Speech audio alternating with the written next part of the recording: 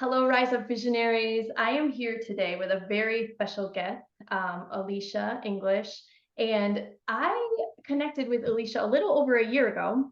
I believe it was right after I was on the Tom Wood podcast. And we connected. And then it wasn't actually for many, many months where we reconnected again through our awesome friend, Brittany Schaefer. We were on a call together, and I learned she had this amazing podcast. And I was like, what? I had no idea. And so we have been chatting over the months and getting to know each other. And I just have been dying to pick her brain because there's many things I want to learn about from Alecia. She's a homeschool mom of 4 children. Her podcast is called The Hopeful Brain, which we are going to dig into. I love the name of it. And I love her message of hope, right in the name there. The power of our minds, of our body's capacity to heal, and her focus on energy, because that is like a huge focus of mine too. And so Alecia's here with me today. After many, many months, we're finally getting together to chat. So welcome, Alecia. Thank you. Yeah, I was just talking with my husband when we heard you on Tom Wood's podcast. We watched it together and we were both like, she sounds just like me. I love it. I love it.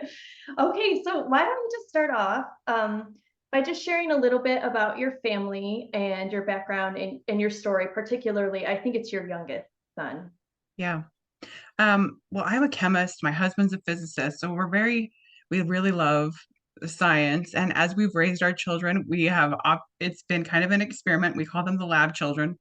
And, we certainly have learned a lot and they've had a lot of developmental issues, but we've worked through a lot of them. But when we got to our last child, our fourth child, when they came in for the 20-week ultrasound, it was way longer than the other ones, the time we had to be in there. And it started out, they suspected genetic issues.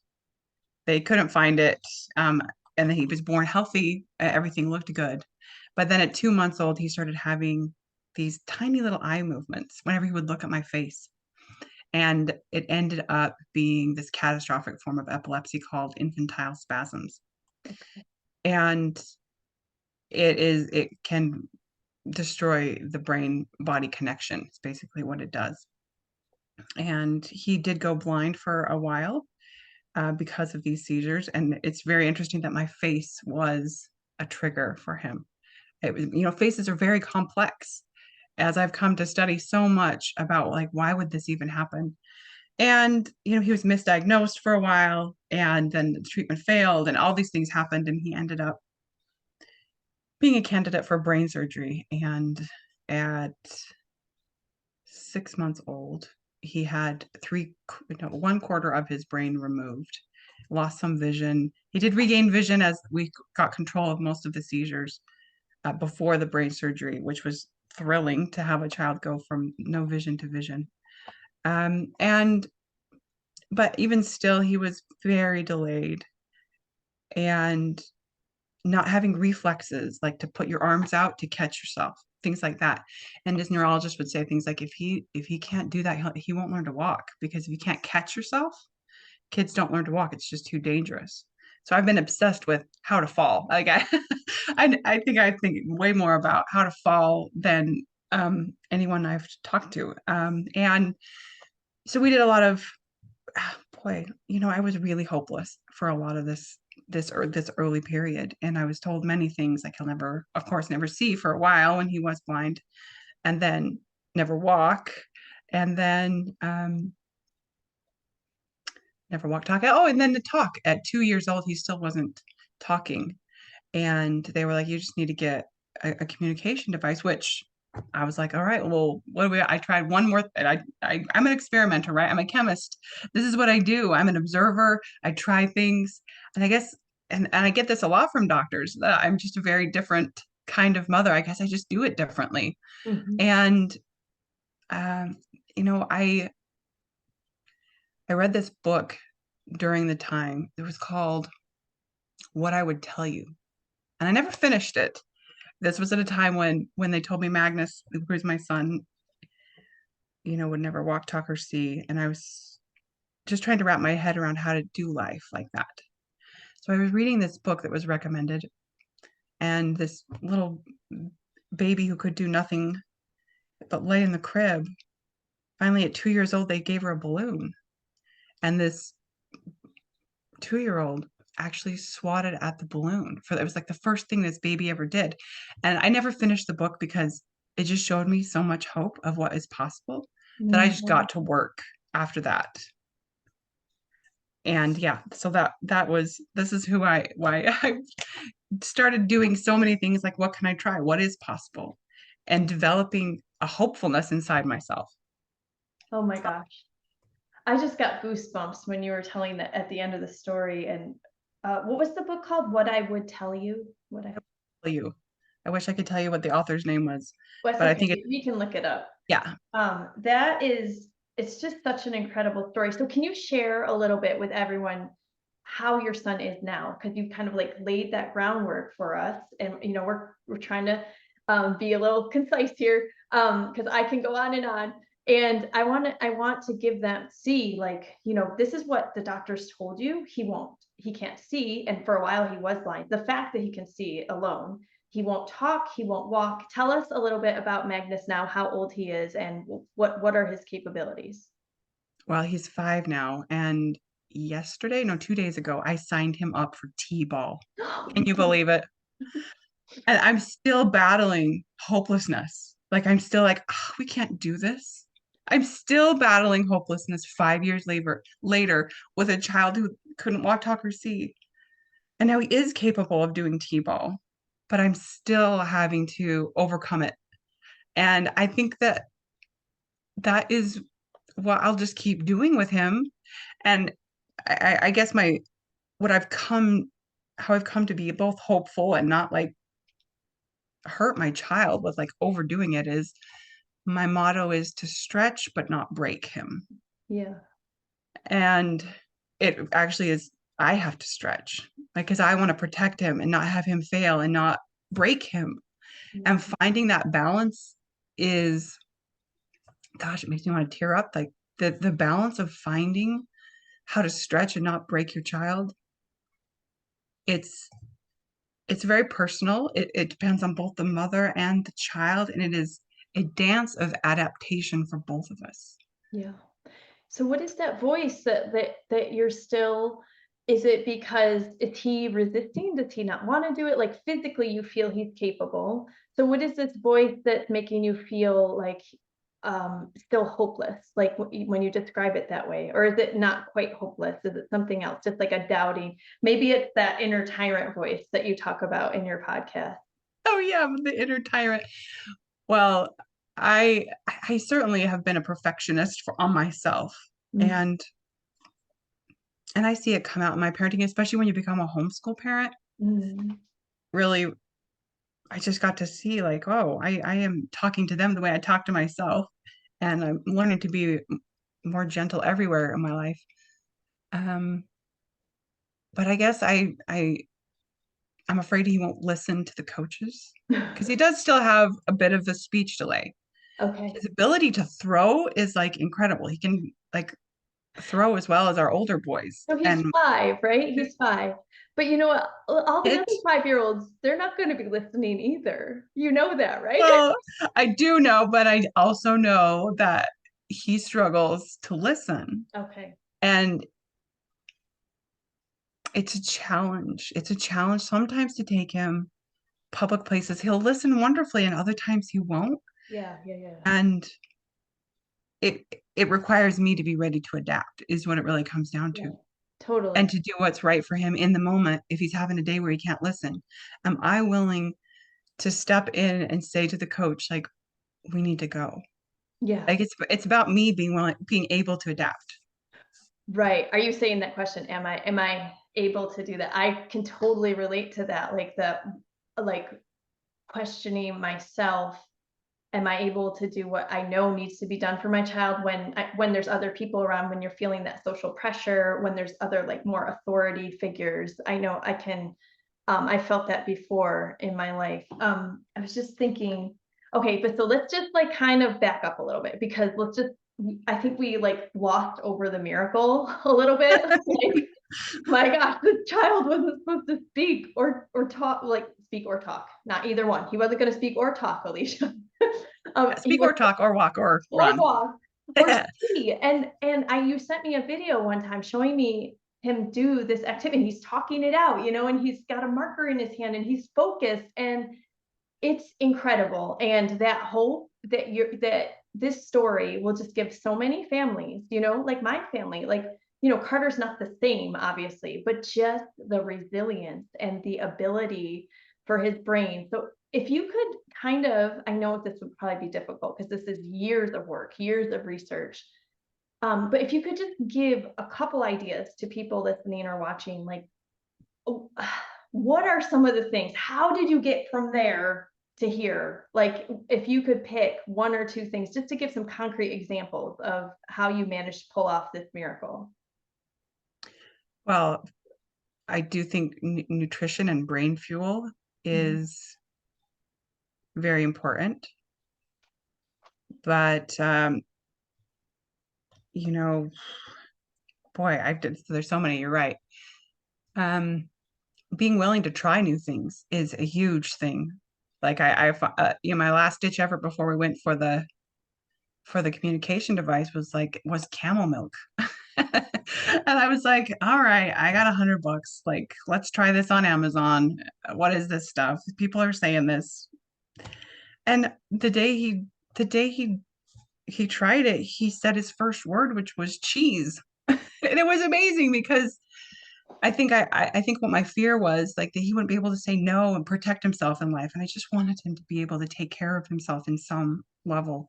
Mm, And for him to tell me what he wanted, oh, it was so exciting. mhm. The other boy, there's so many And animals, huge. wait, what But did you say? I I'm sorry, I missed it. animals, we got chickens and Oh, like chirping, having. actually chirping of birds that has been studied helps brain recovery. And we had them next to his room. I didn't know that when I got the chickens. I just felt like that was the right thing to do.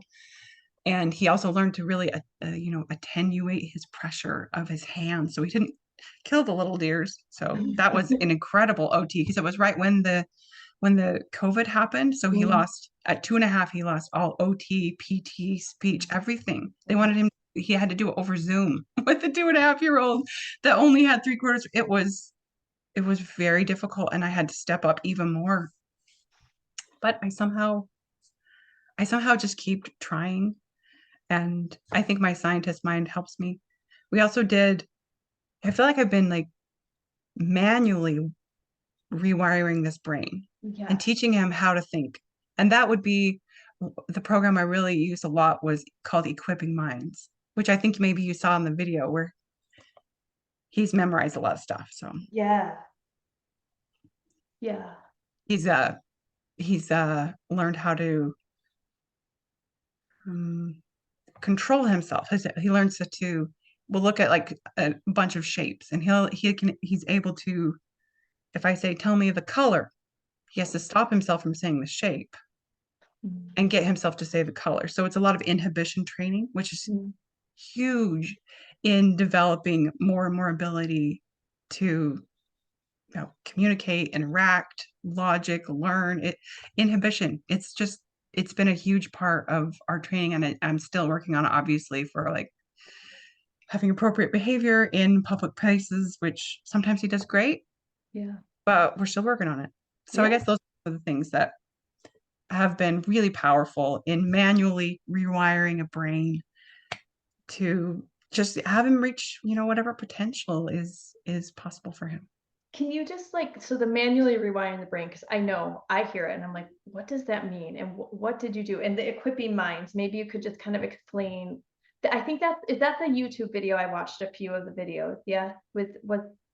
Was he Yeah. doing like he has like the presidents memorized and he Not him. It wasn't him, but you gave me a video series of a oh work. yeah, Yeah. yeah, you can go Okay. on for free, you can go on YouTube and just search Equipping Minds Yes. And what is that woman's one. name? Carol Brown, Dr. Carol Brown. Okay. She's incredible. She's combined so many things that have helped her son and thousands of other kids So that develop. particular program and the exercises they have you do, like, you feel really, really helped him with like a lot of this stuff. Yeah, it's been incredible. I've used it with my other kids. I've used it with my dad, and I got trained in it because that was cheaper than paying someone to do it for all these children. And it's just been it's fun, right? Because that's what's part of if you're going to manually rewire a brain, it has to be fun. Yeah. And it can't be like super complex. She just made it. I'm just so grateful for her for putting this all together, just a few years before this happened with Magnus. And there's still more for him to learn with it too. Yeah. We're still going through the process of helping him develop, and it's just I have to also maintain my energy levels in order to keep doing it. Right. And then Right. That's part of the dance, right? That balance you're talking about. Yeah. So, yeah, I guess let's just shift gears a little bit, and talk about the one particular episode that you recommended to me when I said, which one should I start with? And I think it's episode 12, activate the flourishing switch, turn off your inner tyrant. Because by the title, I really had no idea what was coming. And then when you started talking, I was like, oh my gosh, because you were talking about helping your child sit, which anyone who knows me and knows Carter knows that my child does not sit. He's 7. And so I was just like, well, it would just seem so perfect. But before we get into the whole like sitting part, like the actual like that, can you kind of explain what you mean by both the flourishing switch and also the inner tyrant?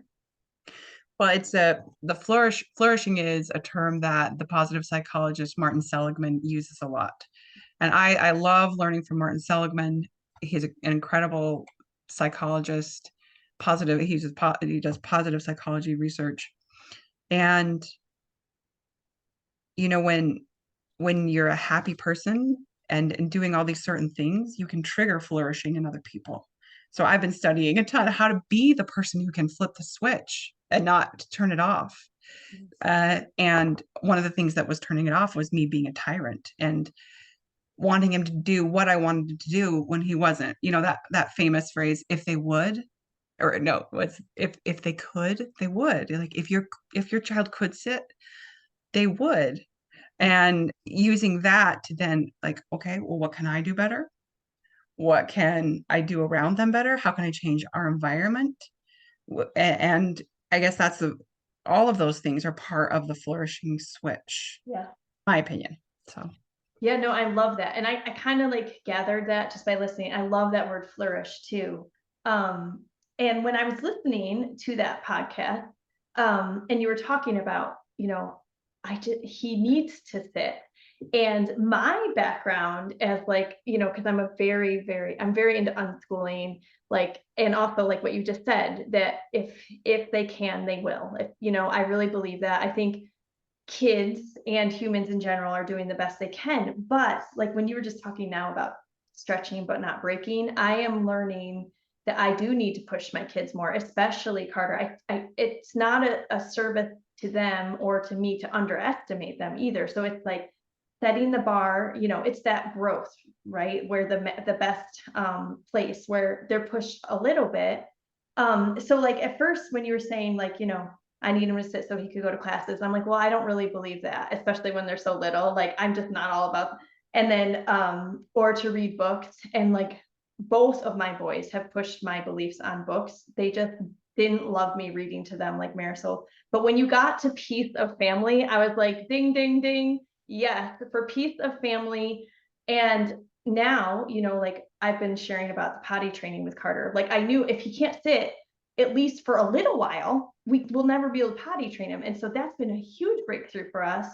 But I loved this podcast because you talked about like, I had one of my kids video, and I love how you talk about, you weren't just like, it was, this is your scientist mind, okay? Because I think most of us would be like, well, what's the point? Like, why are you videoing? And I get it now. Like, it's so you could see both yourself and for him and measure. Because you're right. Like, if you're not measuring, we're likely to think, oh, he's still not sitting. Because the difference between 2 seconds and 5 seconds to us will be like, oh, he's still not sitting. But if you can measure it, you can be like, oh, that's progress, right? So if you could just like tell a little bit more about that, because I know there's probably so many parents out there with autistic children, especially because our kids are just known to like just be on the go. So many parents I know are like, yeah, my kid couldn't sit still at that age. If you could just kind of describe what that process was like. Oh, sure. Well, you know, I think it's important to understand, like, I was part of, like, epilepsy support groups very early in Magnus's before even brain surgery, I was going to support groups, and one of them was about what adult epilepsy care looks like when you transition from pediatric to adult and all the things that happen in adult. Whew, it I mean, I kind of almost had a panic attack listening to Mm, how difficult it was. And I guess that really gave me the motivation to be like, well, okay, if there's anything I can do to help make that not quite so challenging, yeah. what can I do? And of course, fitting in with the bounds of being fun and not breaking anyone, of course. Um, okay, so wait, what was the question? We're just I want to kind of be a little more concrete than you were in your podcast. And I highly recommend everyone going to listen to this podcast because I've actually listened to it at least 3 times now because every time I listened to it, I understood something different or I got something different from it. But I think most people are just like, well, how did you do it? Like in Oh, how did you get him to sit longer and like why did videoing help? And because by the end you said, oh, he's listening to like 18 books at nighttime, and um I will say, I want to say a caveat for autism parents because I've learned now about the motor issues specific to Carter, and that's with the spelling stuff. They encourage us to play audiobooks and to read to him whether he's in the next room, because now that these kids can spell and communicate, some of them just want to be in the next room and they're still listening. They also are reassuring me that he could be like screaming and somehow he can still hear. I'm like, I don't know how this is possible, but these kids are different. Their brains are very different than ours. So I just want to put that out there before Alecia shares more of her experience with getting Magnus to sit, because I don't want parents to feel like, oh, I have to get my kid to sit. That's not the point. The point is like, I want them to hear the process of how you had this goal, but you, like you said in the podcast, you honored him and you honored yourself and you did it in this gentle way of stretching him and you, but not breaking either of you. well, I think the process of measuring the time of how long he actually sat in the chair actually gave me tons of hope. Yes. The measuring was a hopeful step. And I mean, my goal was not to get to 18 books. That was Right. no It was just happened. that was like maybe in like 3 or 4 years. Right, right, right. And but as we were encouraged and we saw what worked and what didn't work in the video, like my facial expressions, my maybe not so nice, like sighing, and what activities did help, what books he did like, what ones he didn't like I was actually able to document it and slow time down for myself. Like I would rewind it and watch it over and over. I know it probably sounds like a bit nutty, but it was a real struggle for him to go anywhere. And um he just grew once I could slow my own reaction down. Yeah. um and that took an incredible amount of work on my own part Mhm. to slow down and say, I have time. Like that was my key phrase, Yes. is time for this. I have time for you to stand up. I have time for you to throw that book on the floor. Mhm. Time, I have time, I have time. And I'm still working on that Mhm. being part of me. And why wouldn't we all struggle with that? We live in such a rushed place. I listen to everything on like double speed. I'm Mhm. always trying to get there faster, but that doesn't work with Magnus to rush. And so that's how I slowed time down, Yeah. was I videoed it and I measured and I recorded it and I wrote it down. And I feel like it honored him and me, and it was like honest. That's the other thing that I've really learned from this process of parenting him is honesty is required in what I talk about, what I say. Like it's I don't have room in my life for dishonesty. Mhm. One more way that I'm guessing I shed what is not going to serve me to help him flourish, and that's any kind of like dishonesty, which makes it a little difficult socially, and maybe a little challenging in my marriage to be like way more honest than I used to be. I used to be more like don't rock the boat too much, but Mhm. not anymore. I can't live that way. There's not room. I I think don't know. it's so beautiful. And it just occurred to me, like, it was just such a beautiful way for you to do it when you said it, I have to be honest, but it's like being true to yourself, to your science mind. Like, you are, without a doubt, in my mind, very unique. And it's true. Like, but I mean, there are other scientist moms out there that will be like, yes. But I think the average mom might not do it this way. But like by you sharing, it gives us a way to like, oh, wow, that's a really cool way to try something. Like, I know right now my word for the year is focus, and it's almost like it gave you a way to focus on this process, because that's how potty training was. We just did it in January. We're still in the process, but we've made huge strides. And but I had to shift my focus, and it felt really uncomfortable. Like, it didn't feel fun. Like, it felt like I just felt very like it was difficult. Like, I just was, you get these voices in your head, not necessarily a tyrant, but like negative voices, like, will this work? Oh, I'll be doing this forever. Like, so I can just see how helpful it is to do these like very concrete things that help you focus, help you slow down, help you measure. And I love that. And just the creativity of it too. Like, I don't think people often think of science as creative, but it's completely creative, right? To like problem solve and try to figure out how can we do this together. Oh, yeah, I mean, I work with like these high performance coaches to try and help me be a better mom too. Like I'm really trying to bring in whatever I can to help this child, especially because there's been doctors who have said there's no one on earth that can help your child. There's no doctor that can help you. So I'm like, all right, I guess it's just me. And and this is what I've had to do in order to and then add to that COVID. There's even less help, you know. And I guess that's what parents have to do when there is no one else on earth is they have to take care of themselves. Like my own self-care is just a huge part of my Mhm. life. Yeah. And it's boy, it is a challenge. And that's why I love when I find people like you, when I'm like, oh my gosh, it sounds like me. It's like so comforting when I find another mom that is so similar to me. I mean, obviously we're different, but Right. love learning from you. And I also just love that you value me. Like you see, like, oh, this is someone who's doing something totally different and finding a way to make What it you're work. doing, like, seriously, it's incredible. And so I really hope more and more people, because it inspires me with my own real life child to like maybe not do the exact same thing, but the hope part is huge. Whether my child speaks or not, like that's why I'm so excited about spellers. Like when you talked about him saying his first word, like that for autism, non-speaking autistic families is like, the dream that they can communicate somehow, whether it's with their voice or not. It brings, I weep every time I like watch these stories.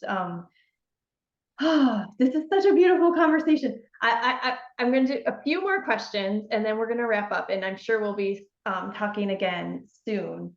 Um, so was really like this work with Magnus, this is really why you started your podcast? Hmm. Yes, I get messages from all over the world from parents wanting to know what it is that I've done and how I've done this, especially with an infantile spasms child that's, you know, failed medicine. They're supposed to it really destroys IQ and all sorts of motor development.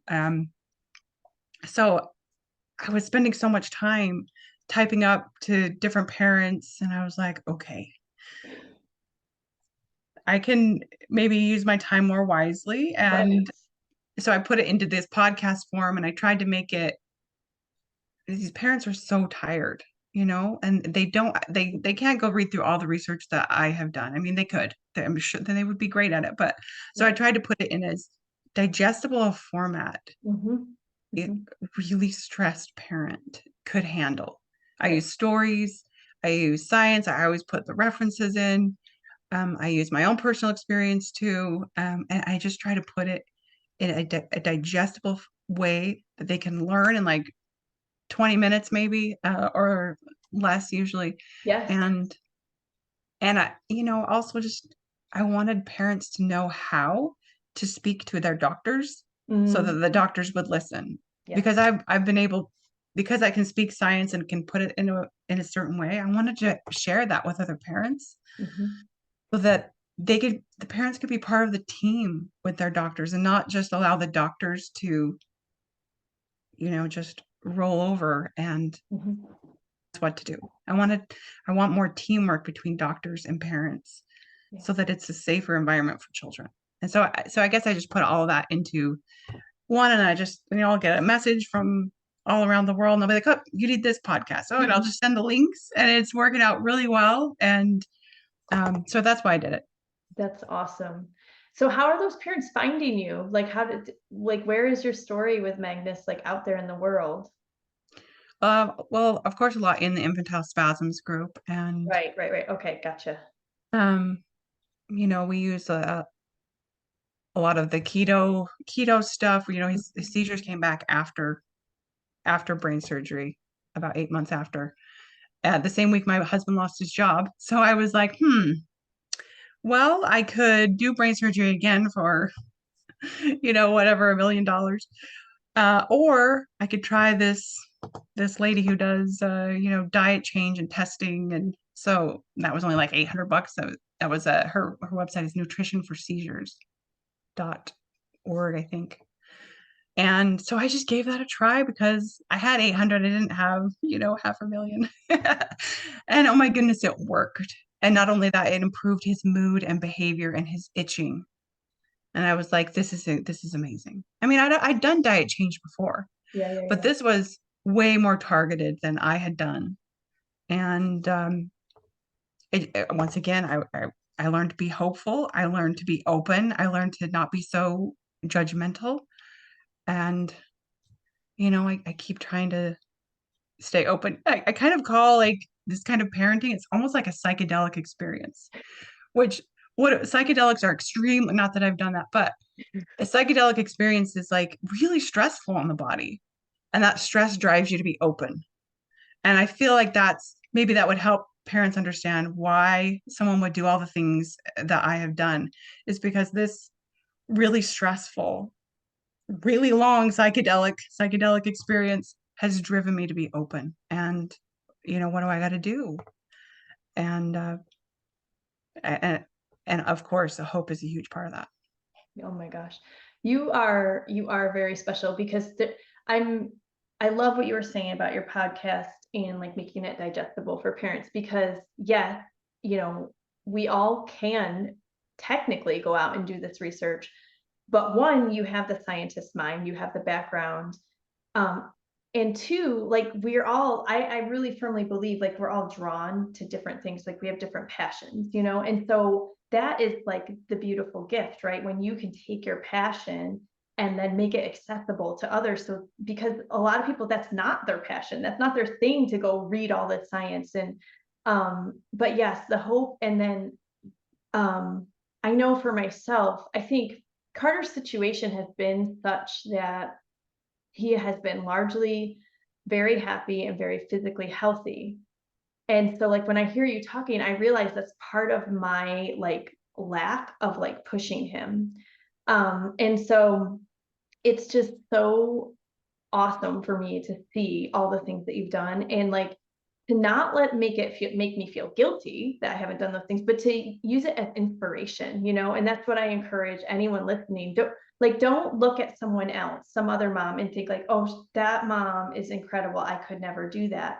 Instead, like take one thing that you can learn. I've not had success with changing diet because it's just so hard. Like Carter eats bread, like he eats loaves of bread, and everyone's like, go gluten free. And we're like, what? Like that's what he eats. But like Alicia's son was having seizures. And so she had a very drastic thing pushing her. And so I just encourage people to always be inspired. Like her main message is hope. Like take the hopeful part, take it one. Oh, this is leading perfectly. So can you tell us a little bit about like your connection with Ben Franklin? Because I know you love putting Ben Franklin quotes, right, in your podcast. I do love Ben Franklin quotes. Well, I guess I have learned to look for wisdom. Like I guess because they told me there's no one on earth that can help you. So I've been like, all right, I need to check the whole history of the world. Who has the wisdom that can help me stay motivated, stay hopeful? And I read some Ben Franklin books with my kids, and my goodness, he just he just said things that I was like, right, okay, that. And he simplified things. Of course, if I'm studying all this science too, and then reading him and like these little phrases versus like these 10-page science, and he just gave me direction in life in such simple terms that I also try to bring that in and try to anchor it. It's not just current science. This is, you know, both ancient wisdom and, he's not ancient, but more modern day, but 200 years ago, Right. wisdom. And I guess I just love Ben Franklin. Yeah. The reason I was going to say that, because I was trying to encourage people to take a small step. You don't have to feel like you have to do all these things. And the quotes that you had in that very first episode was "Little strokes fell great oaks." Good one. You Um, know, I actually have to go back and listen to my own podcast. Every time I go back and listen to it, I'm like, oh yeah, that was a good one. right. And I have to like reparent myself by listening to my own podcast. Is that I do ridiculous? the But same thing with my blog. I go back, I'm like, I read it, I'm like, oh wow, that was a really good I'm blog. like, good one, Alicia. Why don't you still know it? Like because everything Repetition. changes. Everything changes when you're a mom. Yes. You're always adapting. And sometimes I forget about old wisdom that I used to have, even, whatever, a year ago. Right. And adapt Right. maybe I'm getting too good at adapting. Right. Well, or things get a little easier and then they get harder again, and you have a new challenge, and then you're like, oh yeah, I got to remember this. Like the go slow thing, go slow is something that we all have to remember over and over and over again, like you said, especially in this modern crazy time. So, oh Right, man, that was the what was that one that I said in that podcast? It was slow is smooth, yes. And smooth smooth is fast. fast. Yes. Yes. I'm constantly relearning that. Constantly. Yep. And that I think hope is really slow, you know? Yeah. And it does make you go like just a little like what needs to be done now? That is actually my question. My phrase for the month is what needs to be done now? Yes. I don't really look ahead. I wasn't looking ahead when he was, 6 months old from when he was 5. I was just trying to make it a little bit easier here and there and here and there. And it's Yeah. just added up. I couldn't have thought that, it could be this much improved. I'm so happy. Yeah. And yet it's still my job to continue to stretch without breaking either of us. And I hope people can understand like that I don't push him like extremely at all. I feel like I'm way too lax. I love unschooling and I know the feeling. I love unschooling. I think it's so important to be interest driven, but it's been hard for him to be interest driven when he couldn't sit even for like what 2 seconds. It Mhm. was, you understand. Yeah, I know. Like Carter, we kind of realized like a year or two ago, I think with a lot of this non-speaking kids too, and the constant motion, sometimes it's like a motor loop and they're stuck. Mm. And we also would feel like, oh, you're bored. And that's why they encourage parents so much to play audiobooks or read aloud. Because can you imagine being trapped in your body, not being, and your mind's intact? They're in there, very intelligent. And so I think they have very rich inner worlds. They do know how to entertain themselves, but you must get bored sometimes. And so yeah, it's a process of learning. We have like our routines, like we go on walks every day, and he comes in the car to places and things like that. So yeah, it's tricky. Yeah. Yeah. Well, I think we're gonna wrap up. Is there first okay, so the name of your podcast, share that. And is there anywhere else you would like to direct people where they can find anything, or is it mostly your podcast? It's mostly the podcast. And they can find their a Substack that I run, but it's Okay. thehopefulbrain.com. Well, the Hopeful Brain is the podcast name.